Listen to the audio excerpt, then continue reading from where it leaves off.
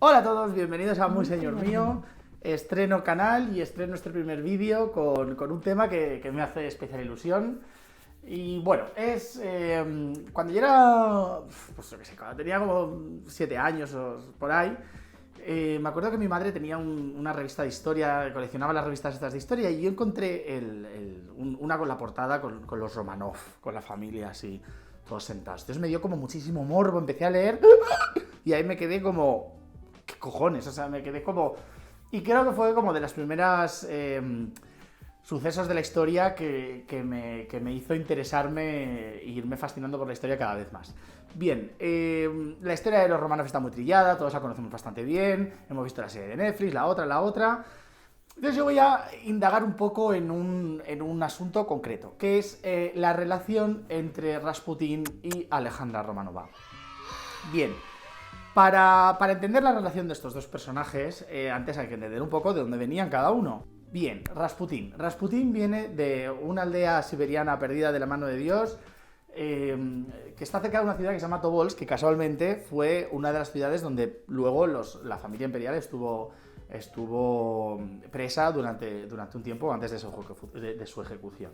Bien, Rasputín era lo que se llamaba un staret en Rusia. Es una persona no vinculada a una orden religiosa, ni oficialmente un sacerdote ni nada, pero que sí predica o hace algún tipo de trabajo religioso pues eso.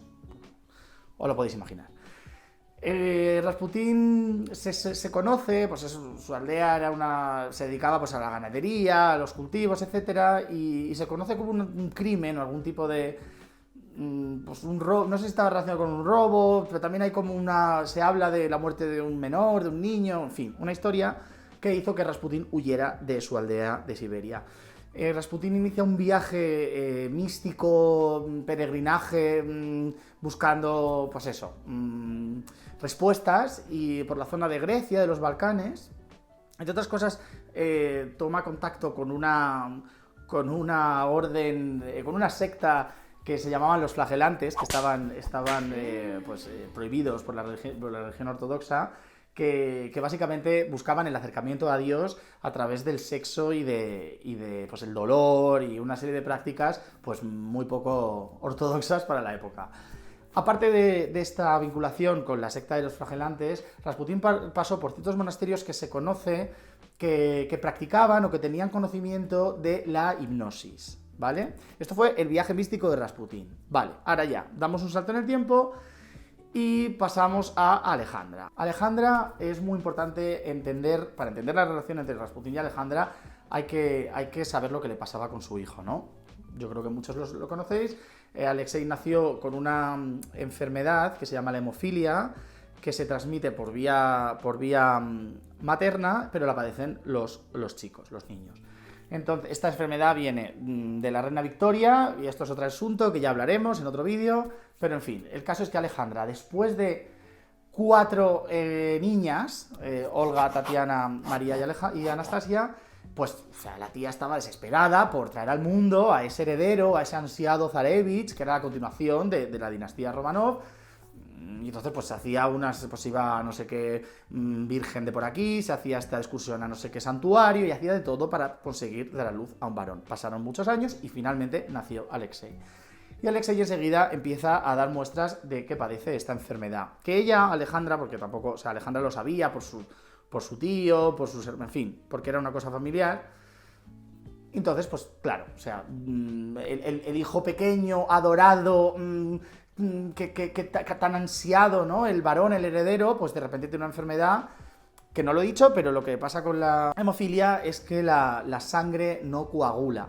Es decir, una persona que tiene un golpe, pues puede tener una pequeña hemorragia interna o un corte y no deja de sangrar. Por tanto, pues eso deriva se les complica todo y generalmente, pues, sobre todo en aquella época, acababan muriendo o muriendo mucho antes de la esperanza de vida de lo normal. Bien, Alexei iba creciendo, imaginaros, pues ese niño cuando jugaba, no juegues, no saltes, no vengas aquí, todo el día protegiendo al niño porque cada vez que tenía una caída, cada vez que tenía un corte, pues estaba a punto de morirse, los médicos, el disgusto, la otra rezando todas las noches ahí al lado del niño, sufriendo, mamá, me quiero morir, mamá, mátame, este plan. Total, que aparece cuando Alexei ya es un poquito más mayor, aparece un personaje que es Rasputín. Porque en aquella época, a principios del siglo, finales del siglo XIX, pues estaba muy de moda el tema del... Pues eso, todo el esoterismo, los adivinos, todas estas historias. Entonces, una amiga de Alejandra, que se llamaba Anna Brubovna, la presenta a Rasputín. Bien, ¿qué pasa con Rasputín? Rasputín hacía una cosa muy curiosa con Alexei. La hemofilia, hoy en día ya se conoce que una de las formas que puedes hacer que la hemorragia, que la sangre coagule, es relajando al paciente, ¿vale? Entonces, claro, para poneros un ejemplo, uno de los crisis más graves que tuvo Alexei se cayó de una barca en un río y tal, y bueno, pues toda la rodilla hinchada, el niño fatal, le daban ya la extrema unción, este niño se va a morir, y la otra, Alejandra, desesperada, escribe a Rasputín. Y Rasputín le manda una carta. A todo esto Rasputín ya había tenido contacto con Alexei y ya le había paliado diferentes crisis. Entonces Rasputín le escribe una carta y le dice: no te preocupes, el niño sanará, que le dejen los médicos tranquilo.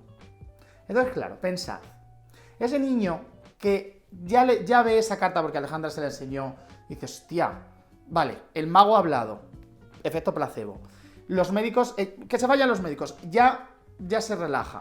Total, que eso hizo pues que el niño mejorara. Cuando ya Rasputín llega al palacio, se mete como hacía siempre en una habitación solo con Alexei, y cuando sale el niño mejora.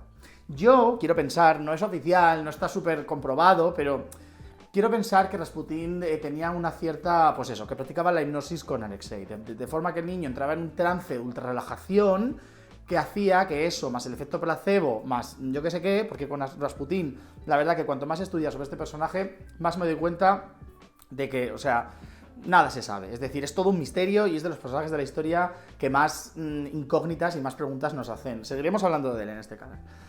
El caso es que Rasputín producía esto en Alexei, le conseguía curar, conseguía que sus hemorragias coagulasen, conseguía que todo este sufrimiento de su madre, esta desesperación, terminara.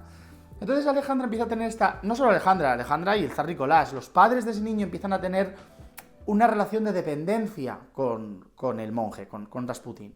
Porque claro, es el único que consigue sanar a este niño. Y entonces pues el monje pues tiene libre acceso al palacio, tiene contacto con las niñas, tiene contacto con el niño, una cosa como súper privada, que empieza a no gustar en el entorno cortesano y político de San Petersburgo de aquella época. Porque además Rasputín, paralelamente, pues bueno, o sea, se dice que Rasputín tenía una fila de marquesas, condesas y señoras en la puerta de su casa esperando a verle, y son muchas las historias que se hablan de sus encuentros sexuales. Luego hay diferentes teorías, ¿no? Porque yo creo que Rasputín no practicaba tanto el sexo con estas mujeres, sino que las encandilaba, practicaba una especie de misticismo, las susurraba, las tocaba, las insinuaba, las hacía entrar en una especie como de trance erótico místico, que hacían que ellas, en el momento de recular, cuando él ya había terminado lo que sea que hacía con ellas, claro, esa cosa de me he puesto cachonda, pero no he llegado a hacer nada, pero he estado más cerca de Dios que nunca, pero este hombre, con cosas feas en la barba, que me dice estas cosas y me pone, en fin, que debía montar ahí unos shows pues que no la hacían muy popular. Entonces, bueno, pues entre pitos y flautas, al final Rasputín acabó medio metiéndose en política porque era un hombre que... Oye, la verdad es que, como os digo, cuando se estudia sobre él, alucinas un poco porque tenía profecías y tenía predicciones, en concreto sobre la Primera Guerra Mundial en la que entró Rusia, que fue la pérdida de... la perdición del zar, o sea... Pues se metía en política, le decía a Alejandra, quita a este ministro, pon a este otro... Porque Alejandra estaba en San Petersburgo, digamos, medio gobernando, mientras Nicolás II estaba en el frente. Entonces esto pues acabó no gustando mucho a los círculos cercanos al zar y a la zarina, y acabaron asesinando a Rasputín. La muerte de Rasputín es otro tema súper interesante y súper divertido que hablaré en otro vídeo. Resumiendo, la relación de Alejandra y Rasputín, dudo mucho que llegara a ser carnal, dudo mucho que llegara a verse una relación realmente romántica o sexual entre ellos. Sí creo que desde luego había una relación de dependencia con ese hombre que probablemente tampoco les encantaba, desde luego a Nicolás II no le encantaba, pero que, bueno, pues entre la cosa mística, Dios y tal, y que cura al niño, pues ahí había una cosa de dependencia muy importante. Y eso es todo. Las cosas que se dicen, el amante, evidentemente se decía, ¿no? El amante de la Alejandra, no sé qué, no existió. Pero sí que hubo una relación, como os cuento, bastante curiosa entre estos dos personajes de la historia. Y con esto ya termino mi vídeo, me despido y nos vemos en el siguiente vídeo. ¡Adiós!